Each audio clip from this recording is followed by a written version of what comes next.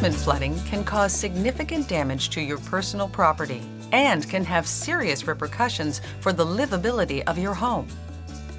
Basement flood impacts include damage to basement flooring and wall materials, loss of furniture and entertainment systems, damage to irreplaceable sentimental items, food spoilage, damage to furnaces, water heaters, and the home's electrical system, structural damage to the home, including possible damage to the foundation or damage to property stored in the basement.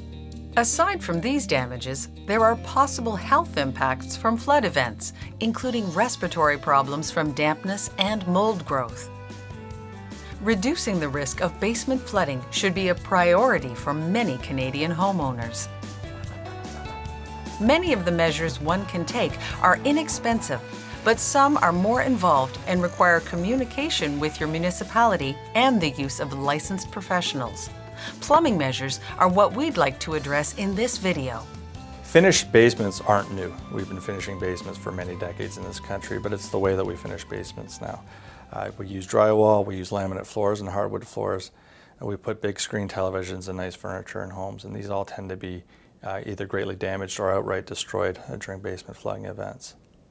Years ago, the average basement flood claim was about $3,000. Now we're up into well into the 5 figures for basement flood claims.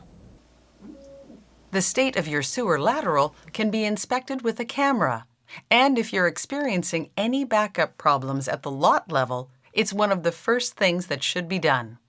Over time, a sewer lateral can degrade and crack. Tree roots can grow into them. That's why it's essential to assess the health of the lateral before any other measures are taken. In newer neighborhoods, typically 1970s onward, the storm system and the sanitary system tend to be completely separated. However, these systems can still be overwhelmed, and many neighborhoods and cities with separated sewers have experienced severe urban flooding and severe backup events. The backwater valve is a device that's placed on the sewer lateral of the home. It's usually placed on the lateral close to the wall on the side of the home that's closest to the street. The valve helps prevent water from the sewer system from backing up the sewer lateral and into the home. Many Canadian municipalities require backwater valves on all new homes. In some cases, this has been a requirement for several decades. However, homes that were built before requirements were put in place will not have backwater valves, and many other Canadian municipalities do not require backwater valves in new homes. You have to ensure proper plumbing permits have been obtained from the municipal government before a backwater valve is installed by a licensed plumber. The backwater valve is a fairly simple but effective device. It allows water from sinks, toilets, and tubs to flow out of your home and into the municipal sewer system, but has a simple gate that closes shut if water begins to back up from the city's pipes into your basement.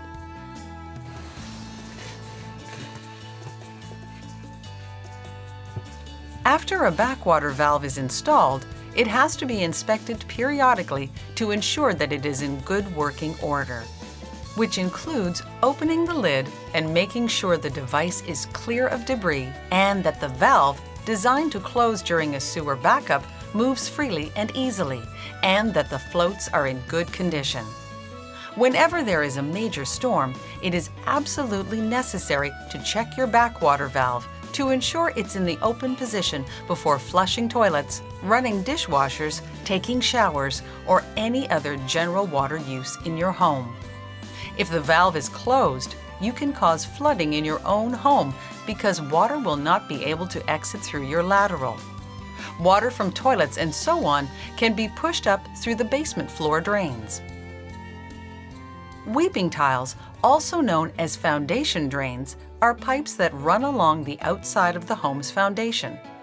They are designed to collect rainwater and direct it away from the home, thereby preventing infiltration flooding to the property. One very effective flood reduction measure is to disconnect the weeping tile to prevent weeping tile drainage from going into the city sewer system. This is especially important if the home is serviced by a combined sewer, or if the weeping tiles are connected to your sanitary lateral. Weeping tile disconnection requires the installation of a sump pit and sump pump. The sump pump system is designed solely to manage foundation water and is not designed for any other purpose. The sump pit collects water taken from the foundation drains, and the actual sump pump will then pump that water outside of the home onto the surface of the lot, away from the foundation if done properly. If you are getting a backwater valve installed and have weeping tiles that are connected to the sanitary or combined sewer system in any way, they must be disconnected and directed towards the sump pit. Weeping tile disconnection benefits the whole neighborhood as it significantly reduces the amount of water that enters the sewer system. Often during long rainfall events or very heavy rainfall events, the sump pump may run almost constantly. If that sump pump should die for any reason, either through mechanical failure or electrical blackout, water can very easily enter into the basement of the home. And therefore, it's very important to have backup power to your sump pump system. Battery power is available and can be purchased quite easily through just about any major hardware store. Some individuals have a backup motor on hand just in case the primary motor fails. ICLR highly recommends all sump pumps are regularly inspected. It is also important to have a backup pump system. Most effectively, the backup system is battery operated. The sump pump should ideally discharge about 2 meters away from your foundation. Certain lot characteristics may lessen your opportunity to do so. If your lot is too small, not permeable, or if your home is close to your neighbors, then pumping water to the surface may cause flooding problems on the neighboring properties.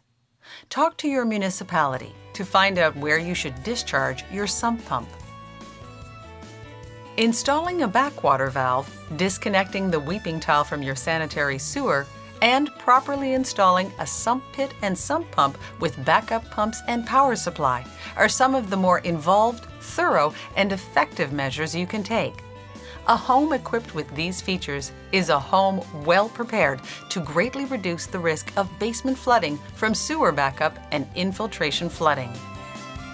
We encourage you to watch all of the videos in this series and to download our handbook for reducing the risk of basement flooding from our website at iclr.org. Being well informed is the first step to help you reduce the risk of basement flooding.